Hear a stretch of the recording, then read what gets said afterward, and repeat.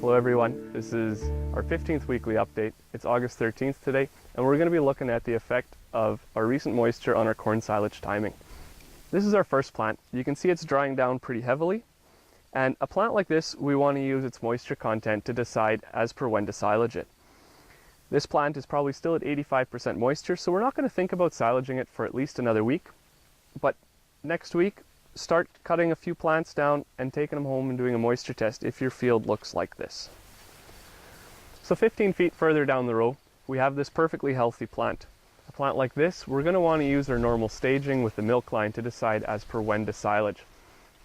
Therefore, this plant, we don't really want to silage for at least another 2 to 3 weeks. Hi, there's been a lot of talk about spider mites in soybeans lately.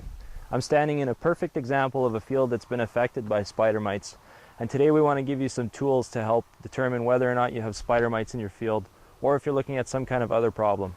The easiest way to determine whether or not you have spider mites in your field is to go to the area you think may be affected with a plain white piece of paper, lay it within the rows, and just shake the plants. When you lift up the paper, you're going to see, if you have two-spotted spider mites, you're going to see a bunch of orange specks, and they're going to be moving around. Very obviously, it's going to be very easy to see. This is another symptom of two-spotted spider mite feeding. They feed from the back of the leaves with their mouth parts, and when they're done, it leaves a yellow stippling on the leaves. The two-spotted spider mite can have a significant impact on yield. So if you've done your paper check and you've found two-spotted spider mite in multiple locations within your field, please call us and we can help you with some of the treatment options that are available.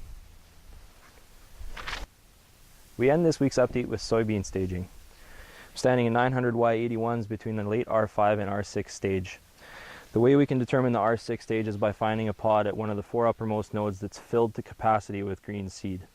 We also wanted to mention the moisture that we've received in the last week and a half has improved things dramatically. We can see that all the pods are filling nicely, and that's great news for all the producers in the area.